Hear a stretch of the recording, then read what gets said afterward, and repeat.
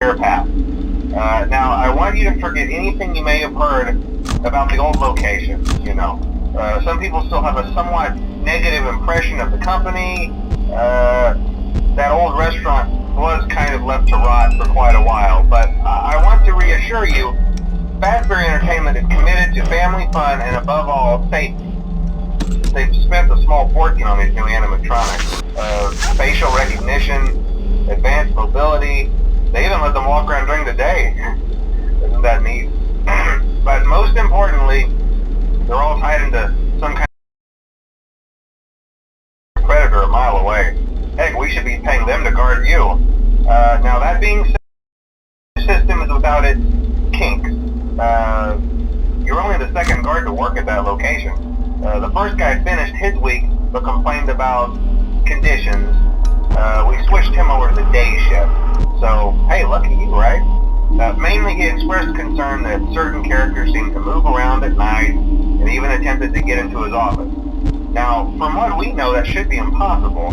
That restaurant should be the safest place on Earth. So while our engineers don't really have an explanation for this, the working theory is that the robots were never given a proper night mode.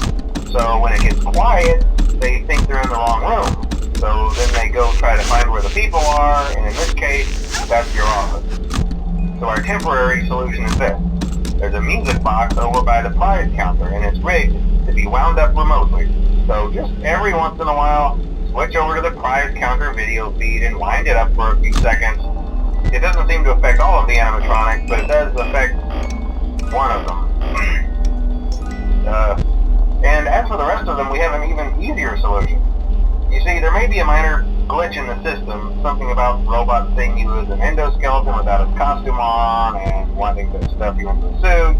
So hey, we've given you an empty Freddy Fazbear head. Problem solved.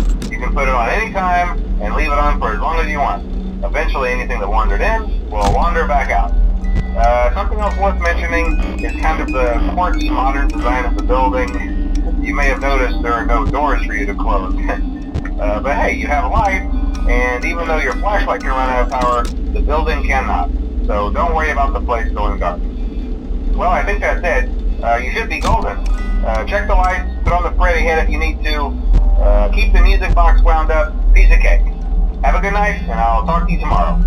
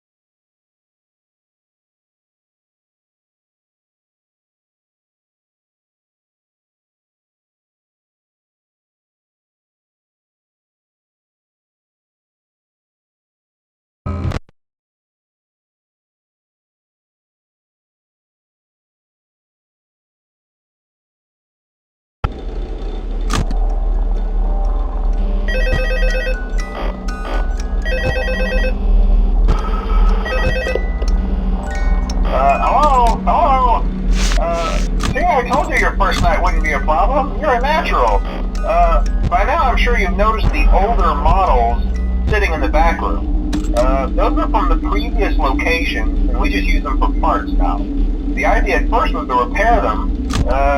They even started retrofitting them with some of the newer technology, but they were just so ugly, you know, and the smell. So the company decided to just go in a whole new direction and make them super kid-friendly. Those older ones shouldn't be able to walk around, but if they do, the whole Freddy head trick should work on them too, so whatever. I loved those old characters. Did you ever see Foxy the Pirate?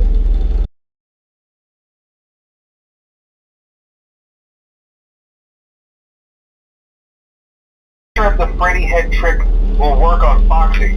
If for some reason he activates during the night, and you see him standing at the far end of the hall at the time, those older models would always get disoriented with bright lights. It would cause a system restart or something. Come to think of it, you might want to try that on any room where something undesirable might be. It might hold them in place for a few seconds. That glitch might have carried over to the newer models too. One more thing, don't forget the music box. I'll be honest, I never liked that puppet thing. It's always thinking, and it can go anywhere. I don't think the Freddy